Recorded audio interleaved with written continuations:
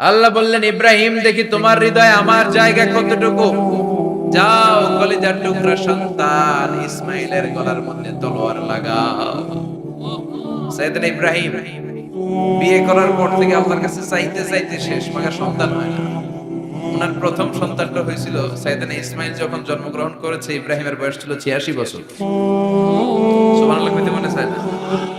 এই এলাকায় আসেনি 86 বছর বয়সে সন্তান হয়েছে? হ্যাঁ, এরকম শক্তিশালী পুরুষ কেউ আছে? 86 বছর বয়সে তো হাঁটতেই পারে না। কথা কও।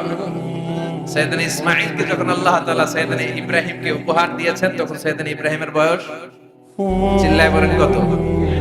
86 বছর বয়সে যে কলিজার টুকরা সন্তানটাকে হাতে পেলে, চাঁদের মতো সুন্দর ছেলে, আল্লাহ বললেন, দেখি আমার হৃদয়ে তোমার জায়গা কতটুকু, ইসমাইলকে জবাই করো। বলতে দেরি, ছুরি লাগাতে দেরি হয় না। এরপরে উনি ওনার কলিজার টুকরা ছেলে সাইয়েদনা ইসমাইলের সাথে কি ডায়ালগ মারলেন সেটাও কোরআনের ভেতরে আছে না নাই? ফালাম্মা বালাগা মাআহু সা'য়া ক্বালা ইয়া বুনাইয়া ইন্নী আরা ফিল মানামি আন্নী আযবাহুক ফানজুর মাযা তারা। তিনি ছেলেরা ডেকে বললেন, ও আমার কলিজার টুকরা ছেলে ইসমাইল, গত রাতে আমি স্বপ্ন দেখেছি যে আমি তোমাকে জবাই করছি। ফানজুর মাযা তারা, তোমার অভিমত কি, অপিনিয়ন কি জানাও। সুবহানাল্লাহ বলেন। ছেলেরা বললেন, আমি স্বপ্নে দেখেছি তোমার জবাই করতেছি, তোমার অভিমত কি? আমগরে যদি আমগো আব্বারা কইতাম আমার দেখেন না, বড়টারে দেখছেন। কথা কও। বড়টাই কইতো আমার না মাইজ্জাডারে দেখছেন, মাইজ্জাডারে কইলে কইতো ছোটটারে দেখছেন। কথা কও। আমরা এটা কইতাম না? 100% আমরা এরকম উত্তর দিয়ে দিতাম, চিল্লায় কোন ঠিক কিনা। কিন্তু সাইয়েদনা ইসমাইল কেমন ছেলে, বাপ কা বেটা সিপাহি কা ঘোড়া, কুছ না হো তো থোড়া থোড়া, ঠিক কিনা। ছেলে বলল, ইয়া আবাতি ফাআল মা তুমার সাতাজিদুনি ইনশাআল্লাহু মিনাস সাবিরিন। কি ছেলে, আমগোডিও বলা ওইটাও বলা, পার্থক্য আছে না নাই? ছেলে কয়, বাবা আমি তো ডরাই না, আমি ডরাই আমনেরে লইয়া। আমনে ডরান কিনা, আপনি ভয় পেয়ে যান কিনা, ওই টেনশনে আমি আছি। আপনি যে আমার এত মায়া করেন, আপনি যে আমার এত ভালোবাসেন, আমাকে শুইয়ে দিয়ে যে জবাই করবেন, ফিনকি দিয়ে যে রক্ত ছুটবে, আপনি ভয় পেয়ে যান কিনা, ওই ভয় আমি পেয়ে যাই। আমার অন্তরে কোনো ভয় নাই। ইয়া আবাতি ফাআল মা তুমার, বাবা যেমনটা আদিষ্ট হয়েছেন ঠিক তেমন তেমন করেন। সাতাজিদুনি ইনশাআল্লাহু মিনাস সাবিরিন, ইনশাআল্লাহ আপনি আমারে ধৈর্যশীল পাবেন। এরকম ছেলে আমাদের ঘরে ঘরে থাকার দরকার আছে না নাই? তার মানে বাপ বেটা কি ডায়ালগ মারছে কোরআনে তুলে দিল কে? আমি আপনাদের খেদমতে সূরা আল বাকারার 124 নম্বর আয়াত তেলাওয়াত করেছি। এই আয়াতে আল্লাহ তাআলা একজন প্রসিদ্ধ নবীর ব্যাপারে কিছু তথ্য দিয়েছেন। এই তথ্যগুলো আজকে আমরা শুনবো ইনশাআল্লাহ। পড়ে রব্বুল আলামিন বলেন, ওয়া ইয বিতালা ইব্রাহিমা রাব্বুহু বিকালিমাতিন ফাতাম্মাহুন্না ক্বালা ইন্নী জাইলুকা লিন-নাসি ইমামা। সুবহানাল্লাহ। যেই নবীর ব্যাপারে আল্লাহ তথ্য দিলেন, ওই নবীর নাম ইব্রাহিম আলাইহিস সালাম। সবাই বলেন কি নাম? চিল্লায় বলেন কি নাম? আল্লাহ বলেন, নবী স্মরণ করুন সেই সময়ের কথা যখন আমি আমার খলিল ইব্রাহিমকে অনেকগুলো বিষয়ে পরীক্ষা করেছিলাম, আর আমার খলিল ইব্রাহিম প্রতিটা পরীক্ষায় গোল্ডেন এ প্লাস পেয়েছে। প্রতিটা পরীক্ষায় সফলতার সাথে আমার ইব্রাহিম উত্তীর্ণ হয়েছে।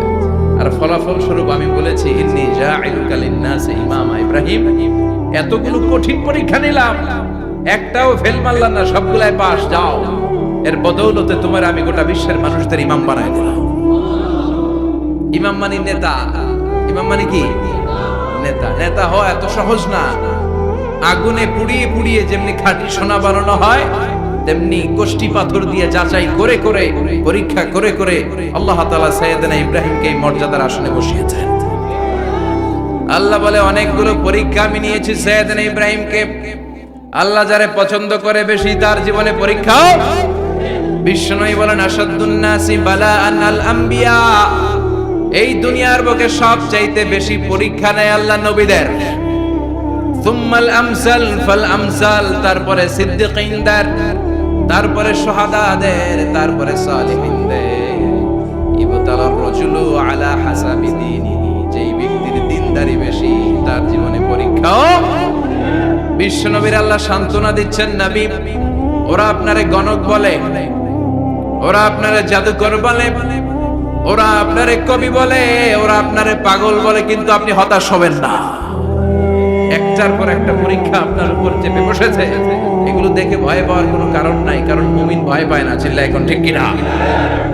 ও নবী, আপনি বিচলিত হবেন না, হতাশ হবেন না।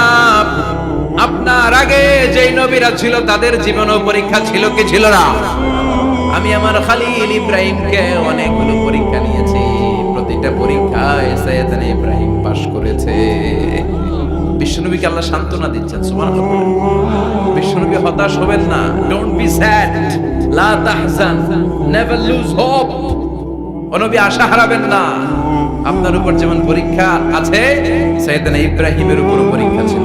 সবার উপর আমি পরীক্ষা নেই। আপনারে ওরা কবি বলে গালি দেয়, গণক বলে গালি দেয়, জাদুকর বলে গালি দেয়, পাগল বলে গালি দেয়। যুগের ব্যবধানে এই গালিগুলো আছে, কিন্তু নামগুলো চেঞ্জ হয়েছে। চিল্লা এখন ঠিক কিনা? এখন আমাদেরকে কবি বলে না, গণক বলে না, পাগল বলে না, এখন আমাদেরকে বলে কাঠমোল্লা, এখন বলে রাজাকার, এখন বলে যুদ্ধাপরাধী। গালি আছে না নাই? গালির ভার্সন চেঞ্জ হয়, ট্যাগ লাগানোর সিস্টেম চেঞ্জ হয়, কিন্তু ট্যাগ আছে না নাই? আল্লাহ নবীর সান্ত্বনা দিয়ে বলে, নবী ভয় পাবেন না, চিন্তিত হবেন না। আপনার যেমনি পরীক্ষা আমি নিচ্ছি, সাইয়েদনা ইব্রাহিমের আমি পরীক্ষা নিয়েছি। আর প্রতিটা পরীক্ষায় আমার Ibrahim Khalil golden A plus, first class, first global award পেয়েছে। আর এর ফলাফল হিসেবে আমি ইব্রাহিমকে বলেছি, ইব্রাহিম তোমার আমি নেতা বানাই দিলাম। Allah put Sayyidna Ibrahim in some test, in some test. Everyone has to face test. প্রত্যেককেই টেস্ট এন্ড ট্রায়াল, পরীক্ষার সম্মুখীন হতে হয়। And সাইয়েদনা Ibrahim successfully overcome all the tests. Allah said, Ibrahim, I'm gonna make you the leader. সুবহানাল্লাহ পড়েন। একটার পর একটা পরীক্ষা আল্লাহ নেয়ার পরে যখন দেখলেন একটা তো ফেল করে না, আল্লাহ খুশি হয়ে বললেন, যাও, ইন্নী জাইলুকা লিন-নাসি ইমামা। ইব্রাহিম, আমি মুত্তাকিনদের জন্য, গোটা বিশ্বের মানুষদের জন্য তোমার ইমাম বানায় দিলাম। কত পরীক্ষা যে উনি ওনার জীবনে দিয়েছেন, কত কঠিন রাস্তা যে তিনি পাড়ি দিয়েছেন, তার কোনো শেষ নাই। সর্বপ্রথম পরীক্ষা ছিল ইলকাউহু ফিন-নার, অগ্নি পরীক্ষা। কি পরীক্ষা?